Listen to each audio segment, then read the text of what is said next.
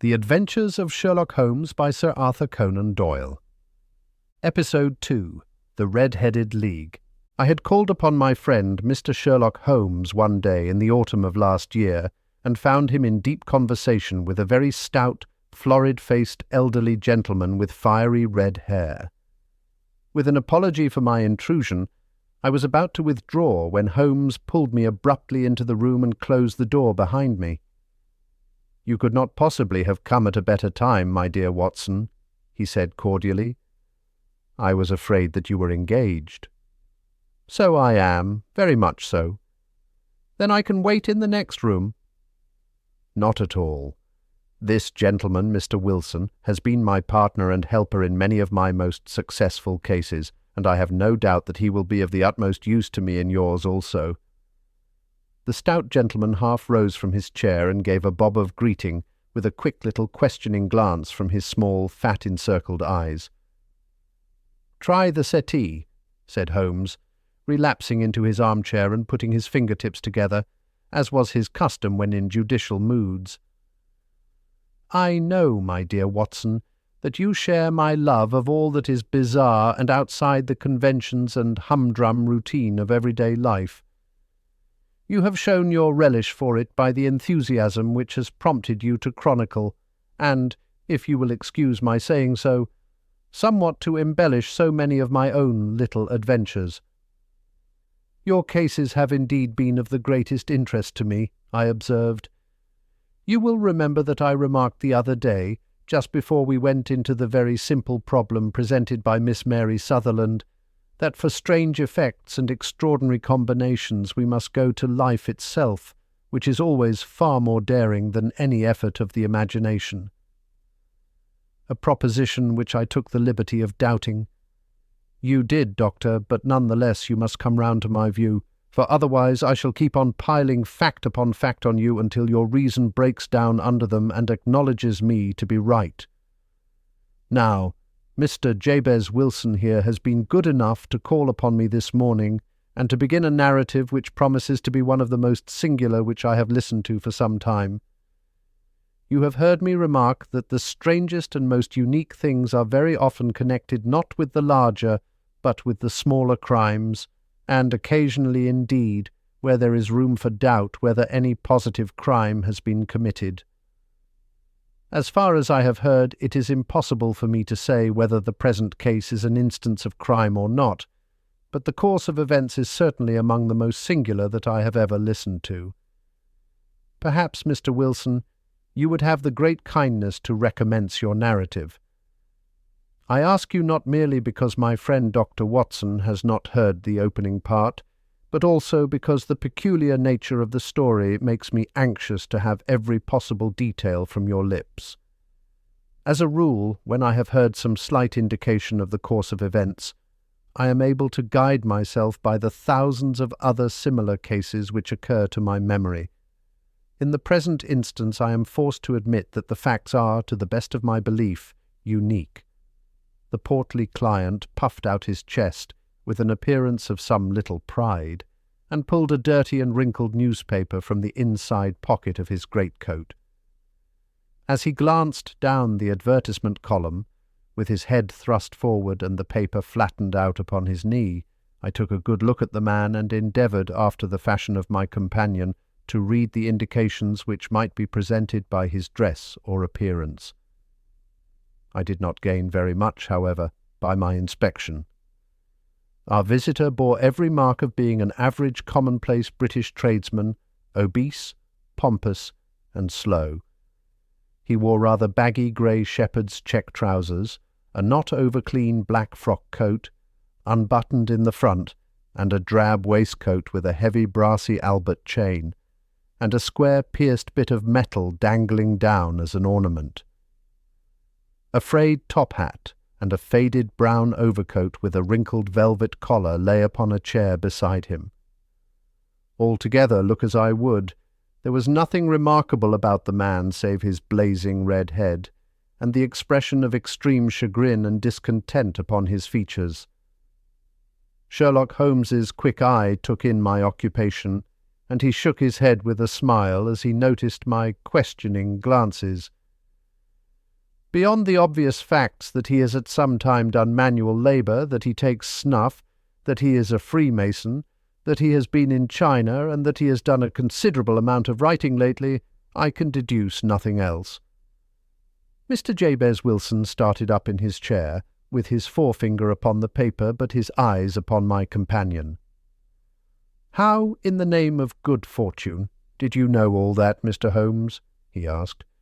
"How did you know, for example, that I did manual labour?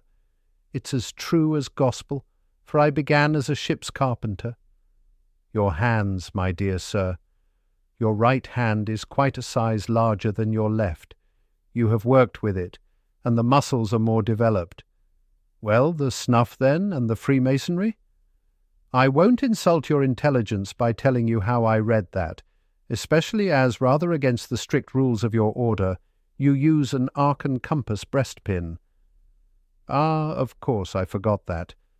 But the writing. What else can be indicated by that right cuff so very shiny for 5 inches, and the left one with the smooth patch near the elbow where you rest it upon the desk? Well, but China. The fish that you have tattooed immediately above your right wrist could only have been done in China. I have made a small study of tattoo marks, and have even contributed to the literature of the subject. That trick of staining the fish's scales of a delicate pink is quite peculiar to China. When, in addition, I see a Chinese coin hanging from your watch chain, the matter becomes even more simple." Mr. Jabez Wilson laughed heavily. "Well, I never," said he. "I thought at first that you had done something clever, but I see that there was nothing in it after all." "I begin to think, Watson," said Holmes, "that I make a mistake in explaining.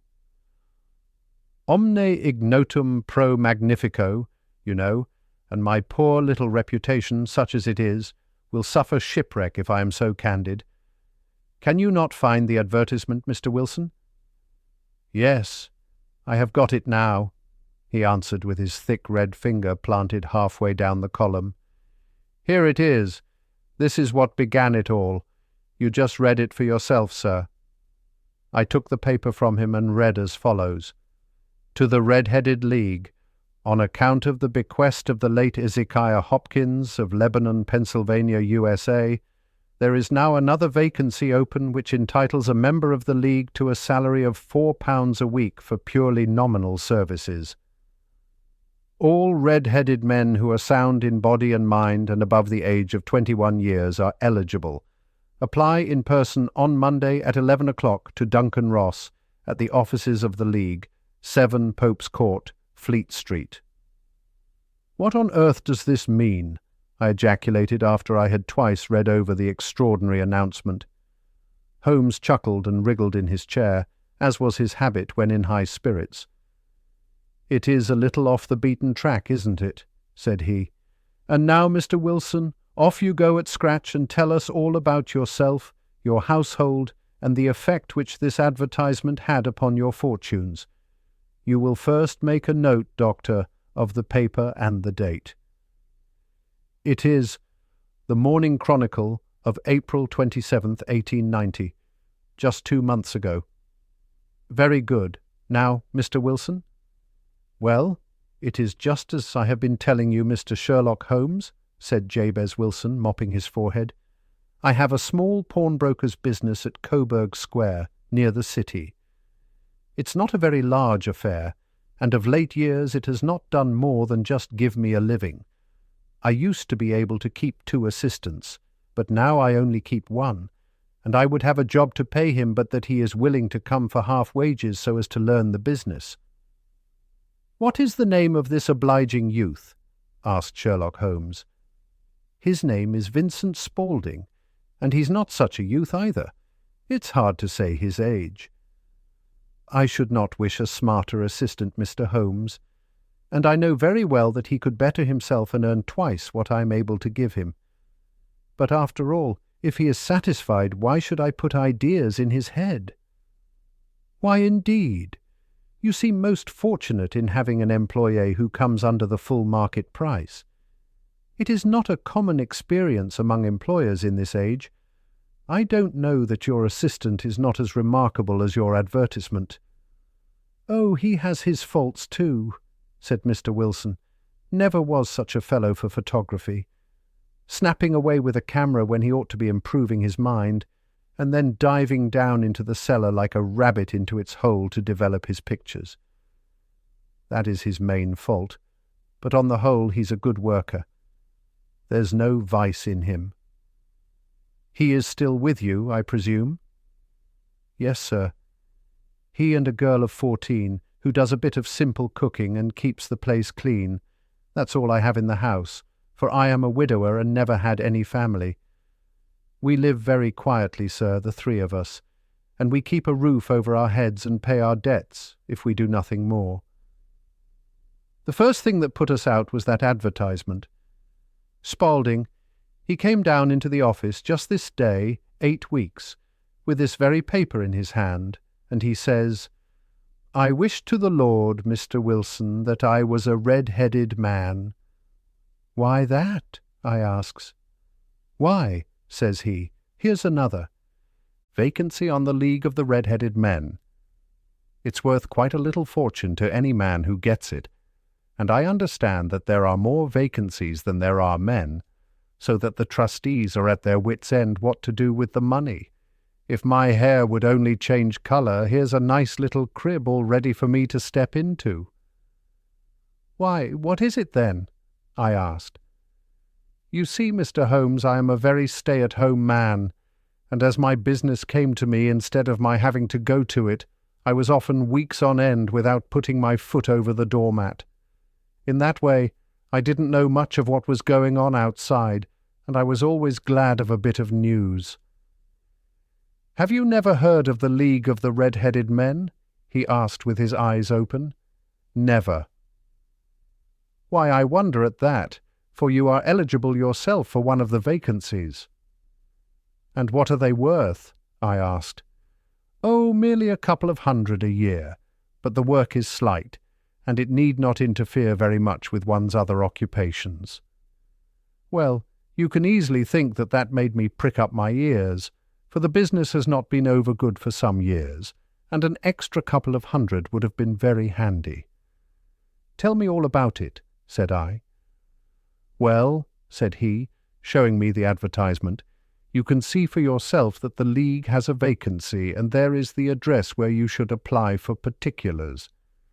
As far as I can make out, the League was founded by an American millionaire, Ezekiah Hopkins, who was very peculiar in his ways. He was himself red-headed, and he had a great sympathy for all red-headed men. So, when he died, it was found that he had left his enormous fortune in the hands of trustees, with instructions to apply the interest to the providing of easy berths to men whose hair is of that colour. From all I hear, it is splendid pay and very little to do."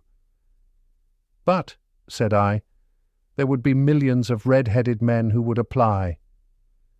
"Not so many as you might think," he answered. "You see, it is really confined to Londoners and to grown men. This American had started from London when he was young, and he wanted to do the old town a good turn. Then, again, I have heard it is no use your applying if your hair is light red or dark red or anything but real bright, blazing, fiery red. Now, if you cared to apply, Mr. Wilson, you would just walk in. But perhaps it would hardly be worth your while to put yourself out of the way for the sake of a few £100. Now, it is a fact, gentlemen, as you may see for yourselves, that my hair is of a very full and rich tint, so that it seemed to me that if there was to be any competition in the matter, I stood as good a chance as any man that I had ever met. Vincent Spaulding seemed to know so much about it that I thought he might prove useful, so I just ordered him to put up the shutters for the day and to come right away with me. He was very willing to have a holiday, so we shut the business up and started off for the address that was given us in the advertisement. I never hope to see such a sight as that again, Mr. Holmes. From north, south, east, and west, every man who had a shade of red in his hair had tramped into the city to answer the advertisement. Fleet Street was choked with red-headed folk, and Pope's Court looked like a coster's orange barrow. I should not have thought there were so many in the whole country as were brought together by that single advertisement.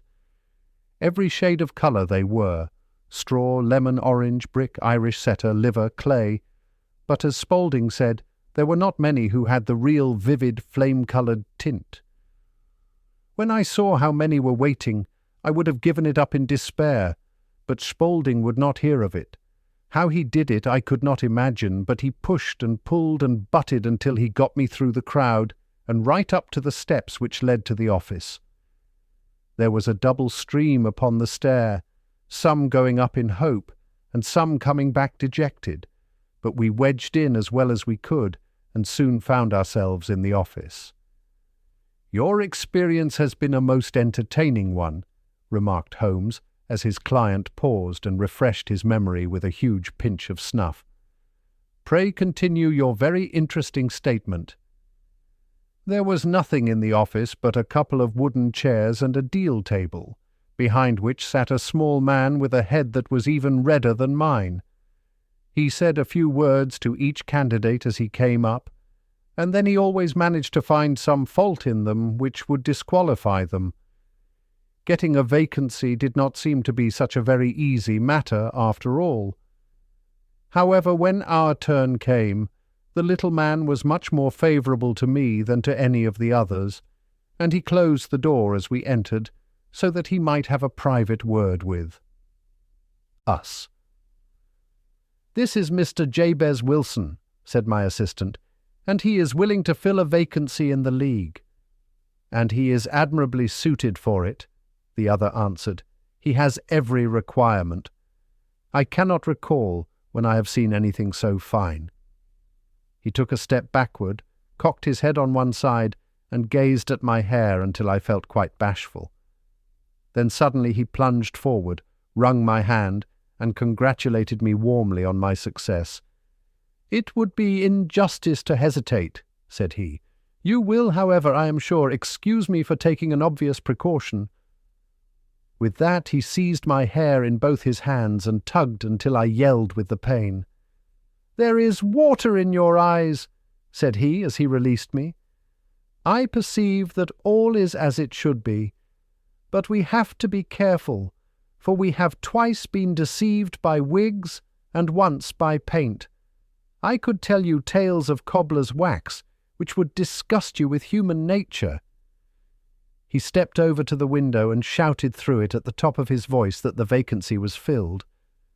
A groan of disappointment came up from below, and the folk all trooped away in different directions until there was not a red head to be seen except my own and that of the manager. "My name," said he, "is Mr. Duncan Ross, and I am myself one of the pensioners upon the fund left by our noble benefactor. Are you a married man, Mr. Wilson? Have you a family?" I answered that I had not. His face fell immediately. "Dear me," he said gravely, "that is very serious indeed. I am sorry to hear you say that. The fund was, of course, for the propagation and spread of the redheads as well as for their maintenance. It is exceedingly unfortunate that you should be a bachelor." My face lengthened at this, Mr. Holmes, for I thought that I was not to have the vacancy after all, but after thinking it over for a few minutes he said that it would be all right. "In the case of another," said he, "the objection might be fatal, but we must stretch a point in favour of a man with such a head of hair as yours. When shall you be able to enter upon your new duties?" "Well, it is a little awkward, for I have a business already," said I. "Oh, never mind about that, Mr. Wilson," said Vincent Spaulding. "I should be able to look after that for you." "What would be the hours?" I asked. 10 to 2. "Now, a pawnbroker's business is mostly done of an evening, Mr. Holmes, especially Thursday and Friday evening, which is just before payday, so it would suit me very well to earn a little in the mornings. Besides, I knew that my assistant was a good man, and that he would see to anything that turned up." "That would suit me very well," said I. "And the pay?" "Is £4 a week." And the work is purely nominal. What do you call purely nominal? Well, you have to be in the office, or at least in the building, the whole time. If you leave, you forfeit your whole position forever. The will is very clear upon that point. You don't comply with the conditions if you budge from the office during that time. It's only 4 hours a day, and I should not think of leaving, said I. No excuse will avail, said Mr. Duncan Ross. Neither sickness nor business nor anything else. There you must stay, or you lose your billet. And the work is to copy out the Encyclopaedia Britannica. There is the first volume of it in that press. You must find your own ink, pens and blotting paper, but we provide this table and chair. Will you be ready tomorrow? Certainly, I answered. Then goodbye, Mr. Jabez Wilson, and let me congratulate you once more on the important position which you have been fortunate enough to gain. He bowed me out of the room, and I went home with my assistant, hardly knowing what to say or do. I was so pleased at my own good fortune.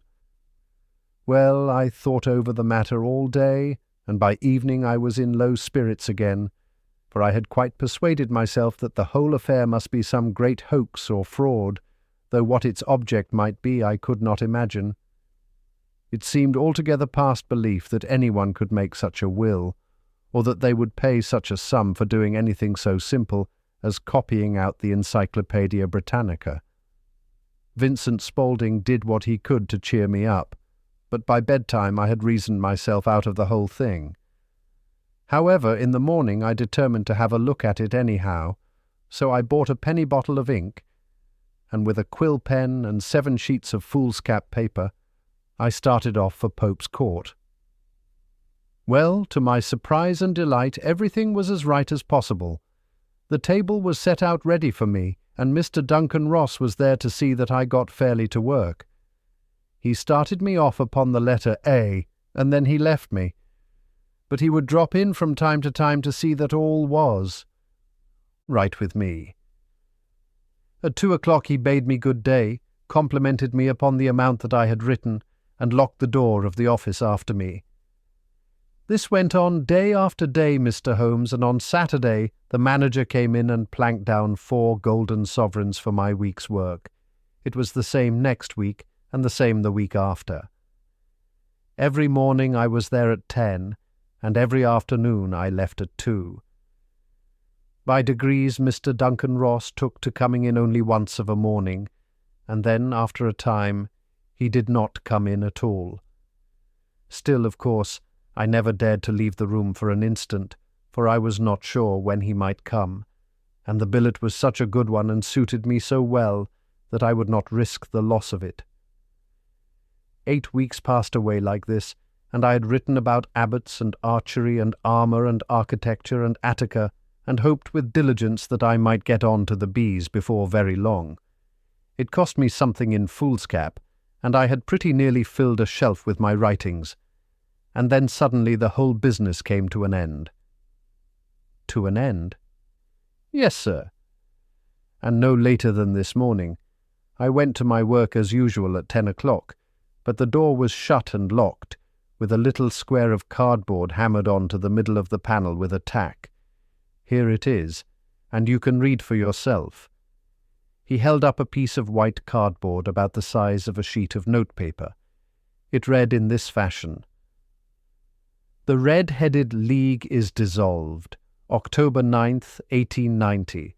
Sherlock Holmes and I surveyed this curt announcement and the rueful face behind it, until the comical side of the affair so completely overtopped every other consideration that we both burst out into a roar of laughter. "I cannot see that there is anything very funny," cried our client, flushing up to the roots of his flaming head. "If you can do nothing better than laugh at me, I can go elsewhere." "No, no," cried Holmes, shoving him back into the chair from which he had half risen. "I really wouldn't miss your case for the world. It is most refreshingly unusual. But there is, if you will excuse my saying so, something just a little funny about it. Pray, what steps did you take when you found the card upon the door?" I was staggered, sir. I did not know what to do. Then I called at the offices round, but none of them seemed to know anything about it. Finally, I went to the landlord, who is an accountant living on the ground floor, and I asked him if he could tell me what had become of the Red-Headed League. He said that he had never heard of any such body. Then I asked him who Mr. Duncan Ross was. He answered that the name was new to him. "Well," said I, "the gentleman at number 4. "What, the red-headed man?" "Yes." "Oh," said he, "his name was William Morris. He was a solicitor and was using my room as a temporary convenience until his new premises were ready. He moved out yesterday." "Where could I find him?" "Oh, at his new offices. He did tell me the address." "Yes, 17 King Edward Street near St. Paul's." I started off, Mr. Holmes, but when I got to that address it was a manufactory of artificial kneecaps, and no one in it had ever heard of either Mr. William Morris or Mr. Duncan Ross. "And what did you do then?" asked Holmes. "I went home to Saxe-Coburg Square, and I took the advice of my assistant. But he could not help me in any way. He could only say that if I waited I should hear by post. But that was not quite good enough, Mr. Holmes. I did not wish to lose such a place without a struggle, so, as I had heard that you were good enough to give advice to poor folk who were in need of it, I came right away to you." "And you did very wisely," said Holmes. "Your case is an exceedingly remarkable one, and I shall be happy to look into it. From what you have told me, I think that it is possible that graver issues hang from it than might at first sight appear." "Grave enough," said Mr. Jabez Wilson. "Why, I have lost £4 a week." "As far as you are personally concerned," remarked Holmes, "I do not see that you have any grievance against this extraordinary league. On the contrary, you are, as I understand, richer by some £30, to say nothing of the minute knowledge which you have gained on every subject which comes under the letter A. You have lost nothing by them." "No, sir, but I want to find out about them and who they are and what their object was in playing this prank, if it was a prank, upon me. It was a pretty expensive joke for them, for it cost them £32. "We shall endeavour to clear up these points for you. And first, 1 or 2 questions, Mr. Wilson. This assistant of yours who first called your attention to the advertisement, how long had he been with you?" "About a month, then." "How did he come?" "In answer to an advertisement." "Was he the only applicant?" "No, I had a dozen." "Why did you pick him?" "Because he was handy and would come cheap." "At half wages, in fact." "Yes." "What is he like, this Vincent Spaulding?" "Small, stout-built, very quick in his ways, no hair on his face, though he's not short of 30, has a white splash of acid upon his forehead." Holmes sat up in his chair in considerable excitement. "I thought as much," said he. "Have you ever observed that his ears are pierced for earrings?" "Yes, sir. He told me that a gypsy had done it for him when he was a lad." Said Holmes, sinking back in deep thought. "He is still with you?" "Oh, yes, sir. I have only just left him." "And has your business been attended to in your absence?" "Nothing to complain of, sir. There's never very much to do of a morning." "That will do, Mr. Wilson. I shall be happy to give you an opinion upon the subject in the course of a day or two. Today is Saturday, and I hope that by Monday we may come to a conclusion." "Well, Watson," said Holmes when our visitor had left us, "what do you make of it all?" "I make nothing of it," I answered frankly. "It is a most mysterious business." "As a rule," said Holmes, "the more bizarre a thing is, the less mysterious it proves to be. It is your commonplace, featureless crimes which are really puzzling, just as a commonplace face is the most difficult to identify. But I must be prompt over this matter." "What are you going to do, then?" I asked. "To smoke," he answered. "It is quite a 3-pipe problem, and I beg that you won't speak to me for 50 minutes." He curled himself up in his chair, with his thin knees drawn up to his hawk-like nose, and there he sat with his eyes closed and his black clay pipe thrusting out like the bill of some strange bird. I had come to the conclusion that he had dropped asleep, and indeed was nodding myself, when he suddenly sprang out of his chair with the gesture of a man who has made up his mind and put his pipe down upon the mantelpiece. "Sarasate plays at the St. James's Hall this afternoon," he remarked. "What do you think, Watson? Could your patient spare you for a few hours?" "I have nothing to do today. My practice is never very absorbing." "Then put on your hat and come. I am going through the city first, and we can have some lunch on the way. I observe that there is a good deal of German music on the programme, which is rather more to my taste than Italian or French. It is introspective, and I want to introspect. Come along." We travelled by the Underground as far as Aldersgate, and a short walk took us to Saxe-Coburg Square, the scene of the singular story which we had listened to in the morning. It was a poky, little, shabby-genteel place, where 4 lines of dingy 2-storied brick houses looked out into a small railed-in enclosure, where a lawn of weedy grass and a few clumps of faded laurel bushes made a hard fight against a smoke-laden and uncongenial atmosphere. 3 gilt balls and a brown board with Jabez Wilson in white letters upon a corner house announced the place where our red-headed client carried on his business. Sherlock Holmes stopped in front of it with his head on one side and looked it all over, with his eyes shining brightly between puckered lids. Then he walked slowly up the street, and then down again to the corner, still looking keenly at the houses. Finally he returned to the pawnbroker's, and, having thumped vigorously upon the pavement with his stick 2 or 3 times, he went up to the door and knocked. It was instantly opened by a bright-looking, clean-shaven young fellow who asked him to step in. "Thank you," said Holmes. "I only wished to ask you how you would go from here to the Strand." "3rd right, 4th left," answered the assistant promptly, closing the door. "Smart fellow, that," observed Holmes as we walked away. "He is, in my judgment, the 4th smartest man in London, and for daring I am not sure that he has not a claim to be 3rd. I have known something of him before." "Evidently," said I. "Mr. Wilson's assistant counts for a good deal in this mystery of the Red-Headed League. I am sure that you inquired your way merely in order that you might see him." "Not him." "What then?" "The knees of his trousers." "And what did you see?" "What I expected to see." "Why did you beat the pavement?" "My dear doctor, this is a time for observation, not for talk. We are spies in an enemy's country. We know something of Saxe-Coburg Square. Let us now explore the parts which lie behind it. The road in which we found ourselves as we turned round the corner from the retired Saxe-Coburg Square presented as great a contrast to it as the front of a picture does to the back. It was one of the main arteries which conveyed the traffic of the city to the north and west.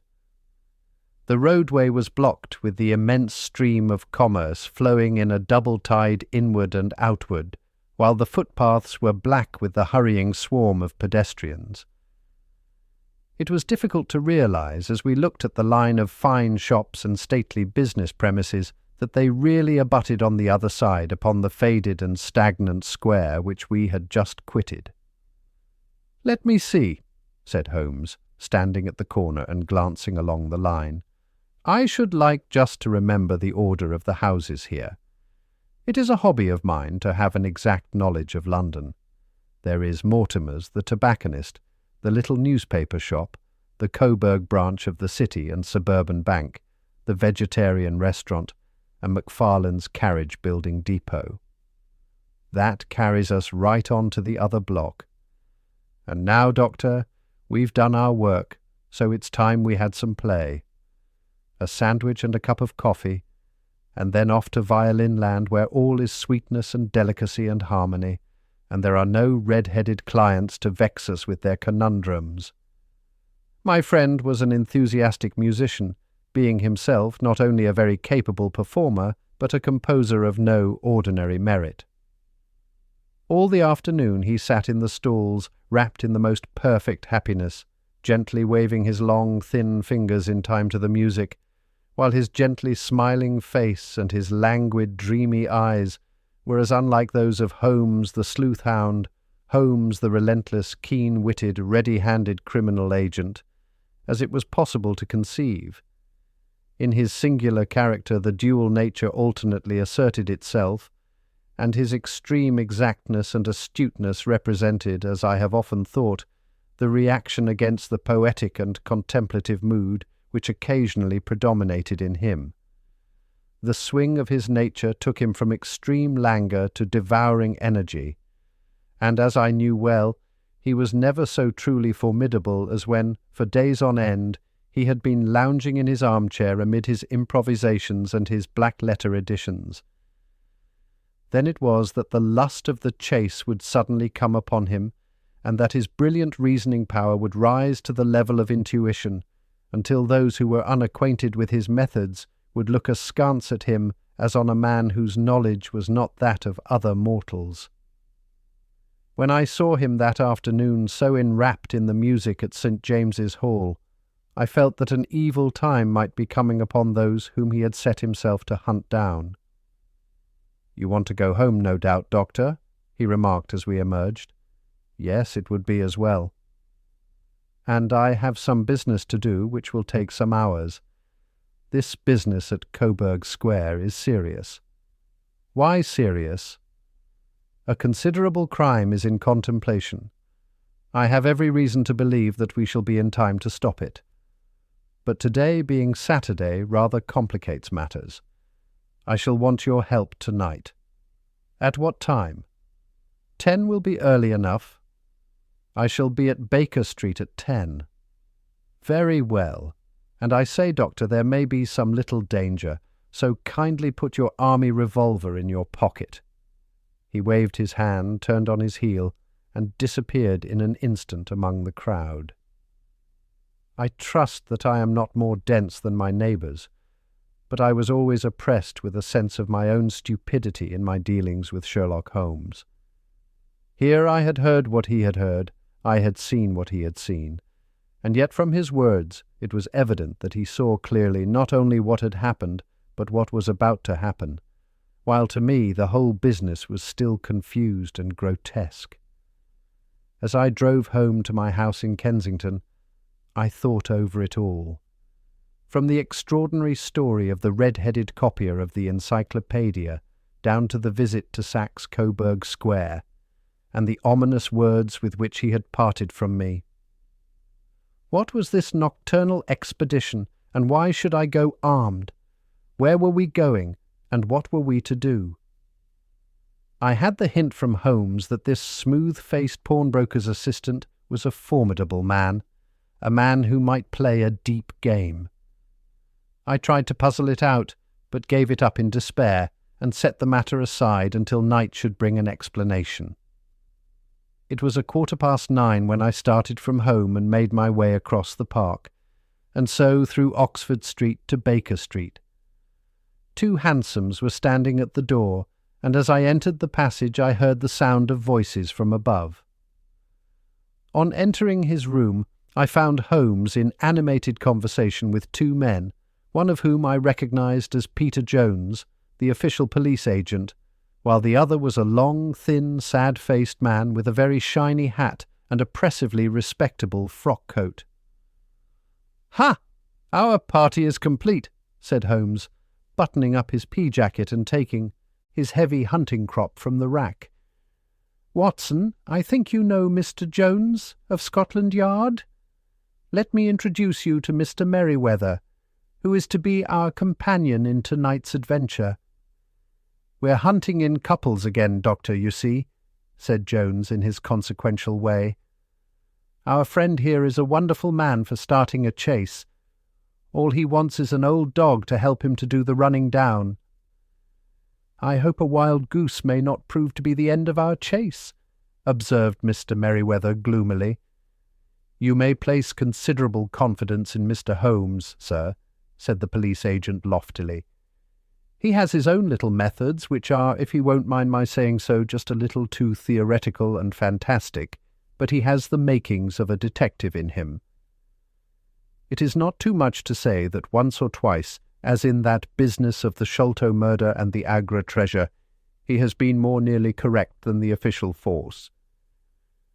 "Oh, if you say so, Mr. Jones, it is all right," said the stranger with deference. "Still, I confess that I miss my rubber. It is the first Saturday night for 27 years that I have not had my rubber." "I think you will find," said Sherlock Holmes, "that you will play for a higher stake tonight than you have ever done yet, and that the play will be more exciting. For you, Mr. Merryweather, the stake will be some £30,000, and for you, Jones, it will be the man upon whom you wish to lay your hands. John Clay, the murderer, thief, smasher, and forger. He's a young man, Mr. Merryweather, but he is at the head of his profession, and I would rather have my bracelets on him than on any criminal in London. He's a remarkable man, is young John Clay. His grandfather was a royal duke, and he himself has been to Eton and Oxford. His brain is as cunning as his fingers, and though we meet signs of him at every turn, we never know where to find the man himself. He'll crack a crib in Scotland one week, and be raising money to build an orphanage in Cornwall the next. I've been on his track for years, and have never set eyes on him yet. I hope that I may have the pleasure of introducing you tonight. I've had one or two little turns also with Mr. John Clay, and I agree with you that he is at the head of his profession. It is past 10, however, and quite time that we started. If you two will take the first hansom, Watson and I will follow in the second." Sherlock Holmes was not very communicative during the long drive, and lay back in the cab, humming the tunes which he had heard in the afternoon. We rattled through an endless labyrinth of gas-lit streets until we emerged into Farrington Street. "We are close there now," my friend remarked. "This fellow Merryweather is a bank director and personally interested in the matter. I thought it as well to have Jones with us also. He is not a bad fellow, though an absolute imbecile in his profession. He has one positive virtue. He is as brave as a bulldog, and as tenacious as a lobster if he gets his claws upon anyone. Here we are, and they are waiting for us."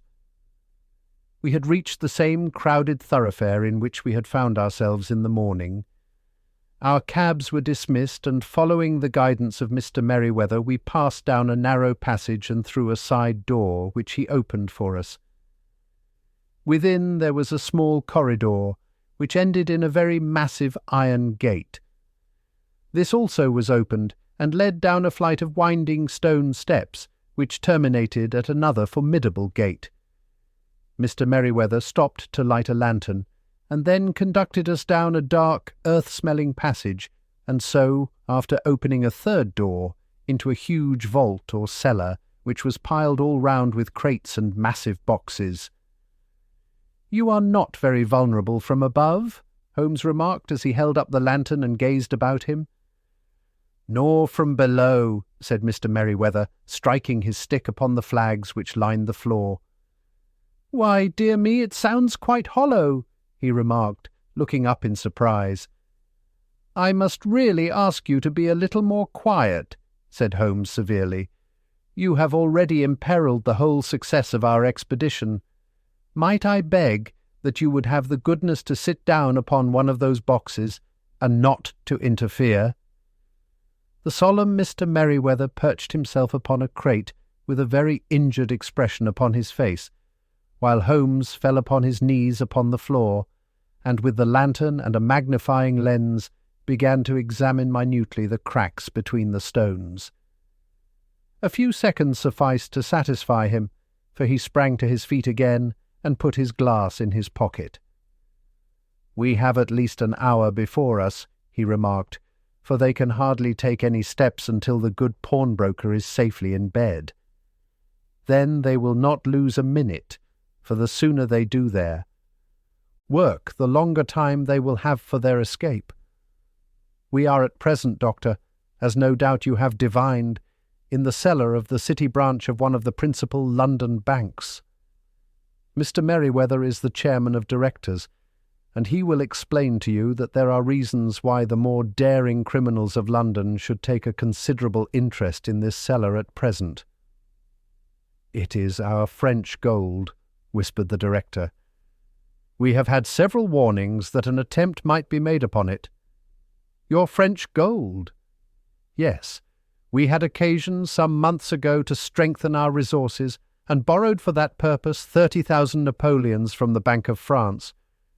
It has become known that we have never had occasion to unpack the money, and that it is still lying in our cellar.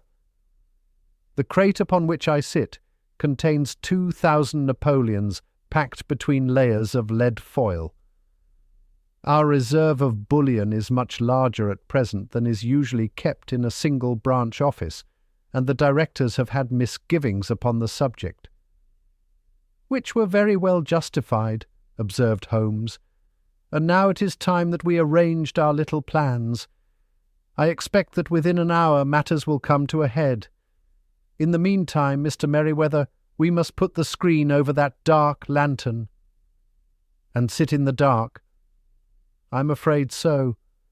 I had brought a pack of cards in my pocket, and I thought that, as we were a partie carrée, you might have your rubber after all. But I see that the enemy's preparations have gone so far that we cannot risk the presence of a light. And first of all, we must choose our positions. These are daring men, and though we shall take them at a disadvantage, they may do us some harm unless we are careful. I shall stand behind this crate, and do you conceal yourselves behind those. Then, when I flash a light upon them, close in swiftly. If they fire, Watson, have no compunction about shooting them down." I placed my revolver, cocked, upon the top of the wooden case behind which I crouched.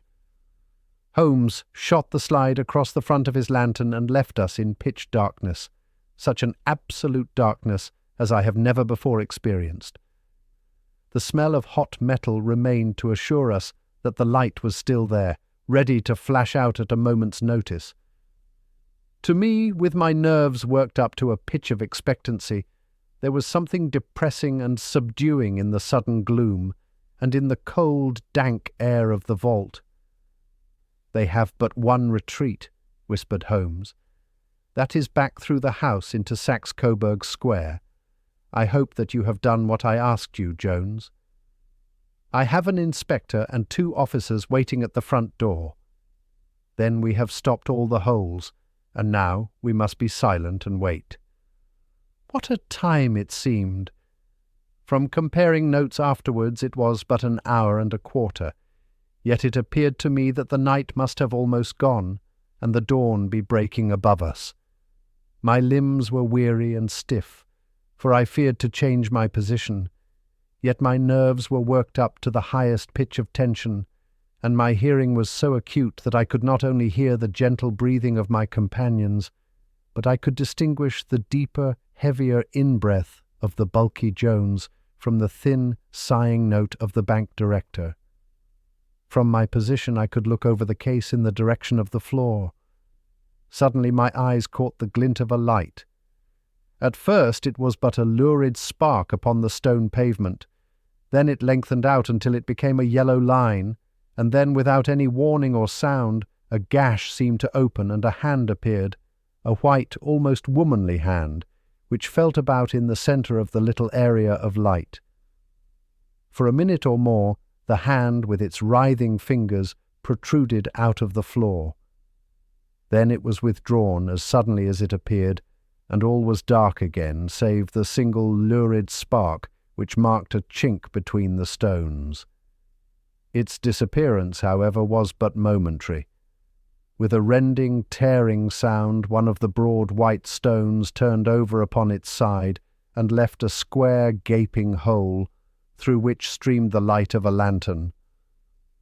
Over the edge there peeped a clean-cut, boyish face, which looked keenly about it, and then, with a hand on either side of the aperture, drew itself shoulder-high and waist-high, until one knee rested upon the edge. In another instant he stood at the side of the hole and was hauling after him a companion, lithe and small like himself, with a pale face and a shock of very red hair. "It's all clear," he whispered. "Have you the chisel and the bags? Great Scott! Jump, Archie, jump, and I'll swing for it." Sherlock Holmes had sprung out and seized the intruder by the collar. The other dived down the hole, and I heard the sound of rending cloth as Jones clutched at his skirts. The light flashed upon. The barrel of a revolver, but Holmes's hunting crop came down on the man's wrist, and the pistol clinked upon the stone floor. "It's no use, John Clay," said Holmes blandly. "You have no chance at all." "So I see," the other answered with the utmost coolness. "I fancy that my pal is all right, though I see you have got his coat-tails." "There are 3 men waiting for him at the door," said Holmes. "Oh, indeed. You seem to have done the thing very completely. I must compliment you." "And I you," Holmes answered. "Your red-headed idea was very new and effective." "You'll see your pal again presently," said Jones. "He's quicker at climbing down holes than I am. Just hold out while I fix the derbies." "I beg that you will not touch me with your filthy hands," remarked our prisoner as the handcuffs clattered upon his wrists. "You may not be aware that I have royal blood in my veins. Have the goodness also when you address me always to say 'Sir' and 'Please.'" "All right," said Jones with a stare and a snigger. "Well, would you please, sir, march upstairs, where we can get a cab to carry your Highness to the police station?" "That is better," said John Clay serenely. He made a sweeping bow to the 3 of us and walked quietly off in the custody of the detective. "Really, Mr. Holmes," said Mr. Merryweather as we followed them from the cellar, "I do not know how the bank can thank you or repay you. There is no doubt that you have detected and defeated in the most complete manner one of the most determined attempts at bank robbery that have ever come within my experience. I have had 1 or 2 little scores of my own to settle with Mr. John Clay," said Holmes. "I have been at some small expense over this matter, which I shall expect the bank to refund, but beyond that I am amply repaid by having had an experience which is in many ways unique, and by hearing the very remarkable narrative of the Red-Headed League." "You see, Watson," he explained in the early hours of the morning as we sat over a glass of whisky and soda in Baker Street, "it was perfectly obvious from the first that the only possible object of this rather fantastic business of the advertisement of the League and the copying of the encyclopedia must be to get this not over-bright pawnbroker out of the way for a number of hours every day. It was a curious way of managing it, but really it would be difficult to suggest a better. The method was no doubt suggested to Clay's ingenious mind by the colour of his accomplice's hair. The £4 a week was a lure which must draw him, and what was it to them who were playing for thousands? They put in the advertisement, one rogue has the temporary office, the other rogue incites the man to apply for it, and together they manage to secure his absence every morning in the week. From the time that I heard of the assistant having come for half wages, it was obvious to me that he had some strong motive for securing the situation. But how could you guess what the motive was? Had there been women in the house, I should have suspected a mere vulgar intrigue. That, however, was out of the question. The man's business was a small one, and there was nothing in his house which could account for such elaborate preparations and such an expenditure as they were at. It must, then, be something out of the house. What could it be? I thought of the assistant's fondness for photography and his trick of vanishing into the cellar. The cellar! There was the end of this tangled clue. Then I made inquiries as to this mysterious assistant and found that I had to deal with one of the coolest and most daring criminals in London. he was doing something in the cellar, something which took many hours a day for months on end. What could it be, once more? I could think of nothing save that he was running a tunnel to some other building. So far I had got when we went to visit the scene of action. I surprised you by beating upon the pavement with my stick. I was ascertaining whether the cellar stretched out in front or behind. It was not in front. Then I rang the bell, and, as I hoped, the assistant answered it. We have had some skirmishes, but we had never set eyes upon each other before. I hardly looked at his face. His knees were what I wished to see. You must yourself have remarked how worn, wrinkled, and stained they were. They spoke of those hours of burrowing. The only remaining point was what they were burrowing for. I walked round the corner, saw the City and Suburban Bank abutted on our friend's premises, and felt that I had solved my problem. When you drove home after the concert, I called upon Scotland Yard and upon the chairman of the bank directors, with the result that you have seen. And how could you tell that they would make their attempt tonight? I asked. Well, when they closed their League offices, that was a sign that they cared no longer about Mr. Jabez Wilson's presence.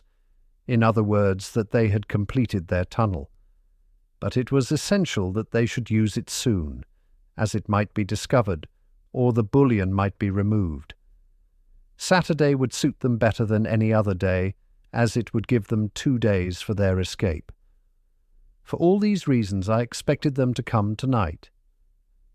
You reasoned it out beautifully, I exclaimed in unfeigned admiration. It is so long a chain, and yet every link rings true. It saved me from ennui, he answered, yawning. Alas, I already feel it closing in upon me. My life is spent in one long effort to escape from the commonplaces of existence. These little problems help me to do so. And you are a benefactor of the race, said I. He shrugged his shoulders. Well, perhaps after all it is of some little use, he remarked. L'homme c'est rien, l'œuvre c'est tout, as Gustave Flaubert wrote to George Sand.